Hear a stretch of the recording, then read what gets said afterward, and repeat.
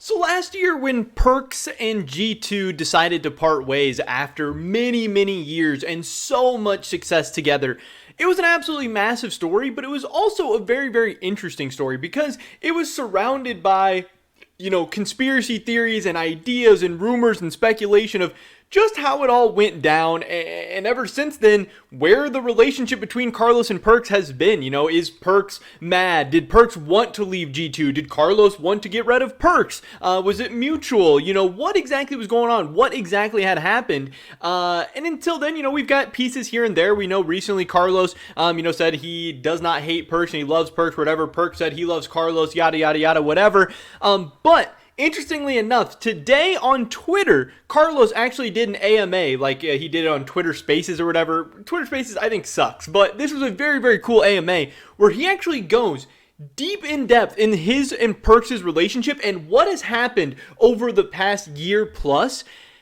And man, it is so spicy. You guys do not want to miss this. So definitely drop a like if you guys do enjoy it. I would appreciate it so much. And subscribe to stay up to date on all my latest content. We're trying to hit 10,000 subscribers by the end of the year. And that would be absolutely awesome. Again, I hope we get a ton of love and support for this video because this is a really good video. I'm very excited to talk about this. As soon as I read this stuff, I had to hop on and record. So again, the Twitter Spaces, I don't even know. I haven't listened to the whole thing. I know it was like really long when it first came out. I was at work, but on the G2 subreddit, they actually have, highlights / a TLDR for the AMA. And this guy kind of posted a bunch of different stuff, talking about what Carlos talked about in the thing. And I'll probably listen to it at some point. It is still posted for you to go back and listen to the whole audio recording and everything. And a lot of people on the G2 subreddit are saying you should definitely go back and listen to it because not only is it very funny, but there's a ton of in-depth information, and I don't think this is going to be the last video I make from this AMA because I think there was probably more stories to talk about, but this guy, Dr. Spid, he said, just a summary of what I can remember. He's got 35 upvotes. Somebody gave him some silver. This was awesome for him to type out this whole thing, give us all this info. He said, just from what I can remember, it started with a long story about what happened between Perkz and him. That's awesome. That's what, that's what we're looking for. That's probably what a lot of people were there for, and it was an AMA, it's something that's going to be asked about a lot. Carlos knows, there's no really getting away from this Perkz and G2 situation, Perkz and Carlos situation, because they're both massive. They're huge brands. They're huge people in this space. They had a ton of success together. They had a falling out. There's been comments made by both of them about the other one, negative and positive. Like, they'll take stabs at each other, but then they'll be like, oh, I love Perkz. Oh, I love Carlos. But then, the sheep and lamb, and Perkz does whatever he wants, but he can't go to Fnatic, and blah, blah, whatever. Crazy. So, let's see what he had to say. This guy said, again, this guy's just paraphrasing. This isn't quotes. This isn't exactly Carlos's words, but he says the gist of it is he sees himself as Perkz' mentor, which kind of weird, kind of funny. I don't know. That dynamic is a little bit strange to me, but he says he sees himself as Perkz' mentor and thinks that he has always been there for Perkz.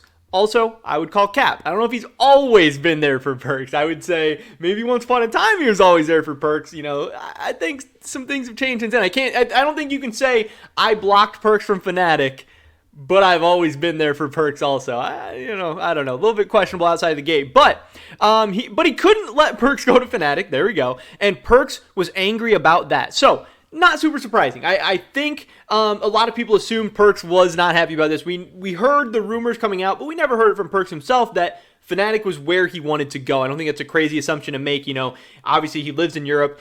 We've heard him say now that he wasn't super excited about going to North America. He never saw it as like a long-term home. He wasn't really planning on like setting up his life there or anything. So he wanted to stay in Europe, and if you're going to stay in Europe, there's G2 and there's Fnatic. Now, yes, there's some other teams that are up and coming right now, Rogue, Mad Lions, yada, but it's G2 and it's Fnatic. And Fnatic also had an open mid lane position, and Fnatic was coming off a good performance at the last Worlds. They're a team that was going to pay him a lot of money. They're a team that was going to help build his brand. It really was the perfect fit for Perkz if he wanted to leave G2 and he wanted to play mid lane. And yeah, Carl's denying him that opportunity. It makes sense. It makes business sense to some extent, but then, it definitely wasn't him looking out for Perkz. And on one side, it's like, yeah, Carlos is a businessman, needs to do what's best for him and his team, but he ends up selling off Perkz, and then the team still doesn't even do well. The team still gets beat out by Fnatic. But also, there is the other case where it's like, Did he owe something to Perkz? Should he have done Perkz a solid after Perkz, got G2 and Carlos to where they even were at that point? If there is no Perkz, maybe G2 isn't what it is today. Maybe he owes, his boy a little something, but he didn't. But anyway, after the Vitality or Misfit super teams fell through because Alfari decided to sign with TL, that kind of limited things a lot, C9 was the next best choice. Carlos stressed that he tried to make a super team happen and would have let Perkz go for half of what he got from Cloud9. So that is very, very funny. He's saying he would have sold off Perkz to Cloud9 for half of what he actually got, which is not a good sign for Cloud9. It shows some not very good negotiations going on from Cloud9 and Jack, and then obviously to only end up getting a year of Perkz. Now, Jack does say, hey, we ended up breaking in even on Perkz, whatever, it wasn't that bad, but just knowing, hey, Jack, here's a little, slap in the face. You could have made a lot of money, because if you broke even, imagine if you paid half of what you got for Perkz. So I thought that was cool, but also that's just Carlos saying that. It doesn't mean that's true at all. That's easy to say. But yeah, Perkz was upset about not being able to go to Fnatic, and Carlos was trying to set up other things for him. He was trying to set up a Vitality super team, trying to set up a Misfit super team, trying to set up a really good team in North America for him, and that's kind of how it went down. But it does get spicier than that. He says, edit here, after Perkz knew that he couldn't go to Fnatic, he decided that he preferred to stay in G2 instead. That is crazy, and I don't think that that's really something we had heard about or known about up until this point. Perkz wanted to leave, saw, he wasn't super excited about the options and said, I guess if it's Cloud9, then I guess I'd rather stay with G2.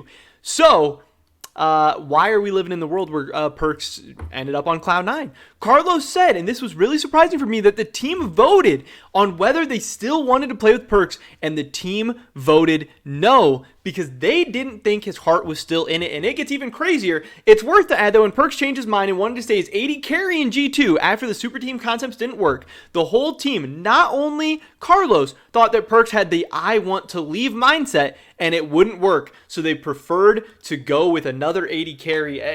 And that's crazy. There's so many people that was like, when G2 lost Perkz, they lost everything. There was people predicting, you can go back. There were people who predicted that G2 was not going to be as good, that G2 was not going to be able to make it to Worlds or MSI or win any championships or whatever. And to know that the team and Carlos, not just Carlos, because people are mad at Carlos for this decision, but just knowing that G2 had the opportunity and Perkz was fully bought in to return to the team in 2021 is pretty crazy. And I understand, if the team was like, oh, his head's not in it, he already wanted to leave us, why would we take him back? I mean, I get it, but also, it's Perkz. He was the heart and soul of this team. And then on the other end, for Carlos, I get it, because I want to say Perkz only had 1 year left on his deal, and if Carlos didn't sell him off that year, and he knew Perkz was maybe going to leave the next year, then that would have been Perkz being able to go to Fnatic for free, so I don't think he wanted that. So, yes, it could have been the team voting on it, but it also could have been Carlos, having some other motives as well. Because, again, just because Carlos is being really transparent and honest in this Twitter AMA or whatever with us, does not mean he has to tell the full truth. Does not mean he can't be lying by omission, Sometimes people give you a lot of information to be able to dictate narratives while they still are withholding some information. They give you enough to shut you up. So just know there could definitely be other things at play here. But yeah, pretty crazy stuff that, not only is he confirming that, yes, Perkz was upset about the whole situation. I don't think that's that crazy. I don't think that's that surprising, but it is interesting to hear. Also, the buyout stuff from Cloud9, and then knowing that G2 could have kept Perkz for 2021 and ended up telling him no, ended up selling him to Cloud9 anyway. And just thinking about what could have been, how could this year have been differently if Reckless stays on Fnatic, doesn't leave G2. Where does Upset end up? How is Perkz and G2? Did they go to Worlds? Did they go to MSI? Were they still a great team? Does this whole narrative flip? Are Wonder and Mickey still on G2? How does this change the whole League of Legends landscape? Because, it didn't end up working out that good for Perkz or G2. Yes, Perkz gets an LCS title. Yes, he goes to MSI. Yes, he goes to Worlds. Yes, he gets out of groups. But him individually, he didn't play that well. They got 3-0'd in the quarterfinals. They didn't do that good at MSI. G2, they do even worse. So it's not like Perkz made out super well. It's not like G2 made out super well. All his G2 teammates are now getting kicked and sold off. Crazy world that could have been so different. But that is pretty much it for this video today, guys. Let me drop a like if you do enjoy it. I would appreciate it so much. Leave a comment down below. What do you think? Did Carlos make a huge mistake? Did the G2 players make a huge mistake by not taking Perkz back? Or do you agree with their decision? I'd love to hear your thoughts and opinions. Subscribe to stay up to date on all my latest content. I hope to catch you guys in the next one. But until then, peace.